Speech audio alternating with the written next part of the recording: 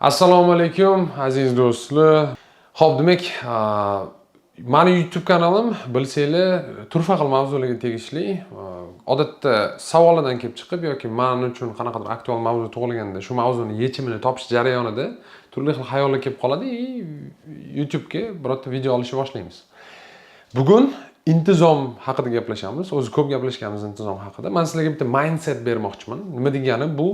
Mindset degani bu hayoliy uстановка degani. Ya'ni siz hayolingizni nimagadir yo'naltirib tayyorlash jarayoningiz mindset deyiladi. Xo'p, endi bu intizom jarayonida, iroda jarayonida sizga qanaqa yordam berishi mumkin? To'g'ridan-to'g'ri yordam beradi. Bitta uстановкani men sizlarga hozir tushuntirib o'taman. Ya'ni o'zingizlar настройка qilib olasizlar. Qo'lingizdan kelsa avvalambor, может быть, bu установка sizga to'g'ri kelar. Men bu установкani tuflidagi tosh deyman. Ya'ni tuflidagi tosh deyman. Nimaga unaqa deyman? Nima uchun bunaqa nom tanlaganman? Sizlarga tushuntirib beraman. Hozir birinchi o'rinda taymerimni oling. Xo'p. Demak, bilasizlar, men taymer bilan ishlayman doim. Imkon qadar mana bunaqa taymerim bor. Taymer bo'lish shart emas o'z aslini olganda. Telefondagi taymer ishlatsangiz ham bo'ladi. Ya'ni men misol uchun nimadir ish qilishimdan qat'iy nazar, men taymer настройка qilib olamanda bosaman, ishlashni boshlaydi. Odatda 25 daqiqadan ishlanadi. Pomidor usuli deyiladi. Bu haqida ham video bor. Bu ham chiqadi. Chiqmasa shu kanalimdan topib olishingiz mumkin, xolos. Nima uchun taymer? Taymer bilan ishlashni qulaylik tomonlari bor. Taymer vaqtni chegaralab beradi. Tasavvur qiling, siz 10 kilometrlik joyga borishingiz kerak. Misol uchun mashinangiz yo'q. Chiqib ketyapsizda, oyog'ingizga poyabzalingizni kiydingizda, ketyapsiz. 10 kilometrdan keyin o'sha bormoqchi bo'lgan joyingiz keladi. U joydan erta kelmaydi. To есть o'sha joygacha borishingiz kerak, o'sha joyda to'xtaydiz. Bu yerda ham taymer xuddi shunaqa masofani belgilab beruvchi narsa bo'ladi. Ishingizning masofasini, faqat vaqt ko'rinishida. Misol uchun men 90 daqiqa shug'ullanaman. Mana jamiyatga usuli bo'yicha bir kunda 3 soat deyiladi. Men 90 daqiqa shug'ullanamanda, 90 daqiqa tugagandan keyin dam olib, yana 90 daqiqa shug'ullanaman ozgandan keyin. To есть 90-92 marta. Men o'zim uchun masofa o'lchab olaman. Siz ham shunaqa qilsangiz bo'ladi. Tasavvur qiling, shu masofada ketyapsizda, borishingiz kerak oxirigacha, tuflingiz ichiga kichkina tosh kirib qoldi. Ozgina og'riyapti, noqulay. Tuflini yechgisi kelyapti, lekin yechishga imkon yo'q. Shunaqa bir hayoliy holat bu, real hayotda bo'lmaydi, odatda yechib turib chiqarib olasiz, lekin tasavvur qiling, yechishga imkoningiz yo'qda, faqatgina oxirgi joyingizga borganingizdan keyingina yecha olasiz. Siz nima qilasiz? Siz to'xtamaysiz, siz orqaga ketib qolmaysiz, bilasizki, oxiriga borsangiz yechasiz shu tuflini, hali tosh chiqib ketadi. Haligi неприятный sizga xalaqit berib turgan narsani qo'yib yuborasiz. Shuning uchun iloji yo'q, haligi og'riqqa ahamiyat bermasdan yoki prosta chidab oxirigacha borasiz, yetib borasiz.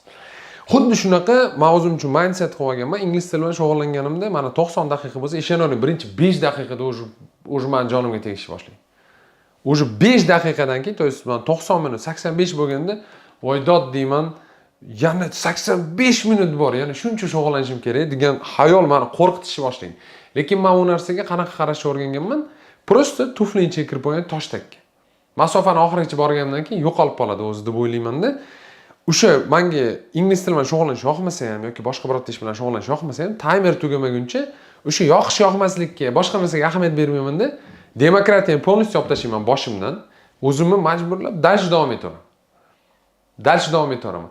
Bu narsani oxiriga tushuntirish qiyin o'z aslini olganda, menimcha bu sportdan kelgan qoldiqlar, mana boshim ichidagi intizomiy qoldiqlar. Men sport fanati bo'lganman ilgari. Haqiqatan o'ta fanatichna darajada haligi bo'lganman. Shu darajada fanat bo'lganmanki, inson anatomiyasini o'rganardim. Insonni tezroq ishdan chiqarish yo'llarini topish uchun. Bizda shunaqa bo'lardik, kurashga chiqqanimda, o'sha yerda bir 7-mi 6-sinflarda kurash bilan parallel shug'ullanganman. Qirga yugurar edik. Toqqa yugurtirishardi, o'sha Chortoq tomonga yugurardik-da, qirga chiqib shug'ullanardik. Shunaqaki masofani, misol uchun aytaylik, 10 kilometr, 15 kilometr joy deb olsak, 10 kilometrni o'sha 15 kilometr yarmida o'zi charchaysiz.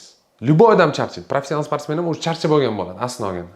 Prosta o'sha charchoqingiz bor, lekin yana 7 kilometr yugurishingiz kerak. Agar charchoqqa ahamiyat bersangiz, to'xtasangiz yugurishda, shuni sinadi organizm, dal shu yugurish kelmaydi. Agar charchoq borligini bilib turib ham, mayli hech narsa qilmaydi, charchasam ham deb prosta harakatni davom ettiraversangiz, manzil oxirigacha odatda borasiz. Qanaqa charchoq bo'lishidan qat'iy nazar, manzil oxirigacha odatda borasiz. Agar intensiv nagruska bo'lmasa, o'sha cross bo'lsa yoki o'rtacha nagruska bo'lsa. Bu yerda ham xuddi shunaqa. Ishni boshlaganingizdan keyin taymer sizga o'sha masofani belgilab beradi-da. Sizga yoqyaptimi, yoqmayaptimi? Taymer bosdingizmi? Taymer oxirida dam olishingizni tushungan holatda ishni davom ettirishga o'rganishingiz kerak. Bu ko'nikma borgan sari shakllanadi. Deyarli любой ishni sizga yoqish yoqmasligiga qaramasdan prosta tak bajara oladigan bo'lasiz. Odatda meni videoyim bor Instagramda bu borada odamlar tuyg'uni quli bo'lib qolgan, ayniqsa ish jarayonida tuyg'u kerak bor joylar bor, tuyg'u umuman kerak emas joylar bor. То есть misol uchun uydagilaringiz bilan aytaylik, ota-onangiz deysiz, rafiqangiz, bolalaringiz, tam uy hayvoningizmi yoki yoqtirgan kinongizmi farqi yo'q. Umuman olganda tuyg'ular o'sha joyda zo'r narsa. То есть odam rohatlanadi, mazza qiladi, lekin ish jarayonida tuyg'u umuman kerak emas. Umuman kerak emas. Ayniqsa ko'nikma shakllantirish jarayonida bitta narsani qayta takrorlashingiz kerak bo'lsa, misol uchun ingliz tilida so'z yodlash, mnemonika bilan shug'ullanish yoki birorta yangi qanaqadir hunar o'rganish, o'sha o'rganish jarayonida bir necha soat shug'ullanmoqchi bo'lsangiz, siz tuyg'ularni, ya'ni voy charchadim, yoqmayapti, va hokazo tuyg'ularni prosta eshitmaslikka harakat qilishingiz kerak. Faqatgina shunda ishni davom ettira olasiz xolos. Tuyg'uni quli bo'lmasligi kerak, sal qattiqroq bo'lish kerak odam moralniy tomondan. Ya'ni irodangiz baquvvat bo'lish kerak.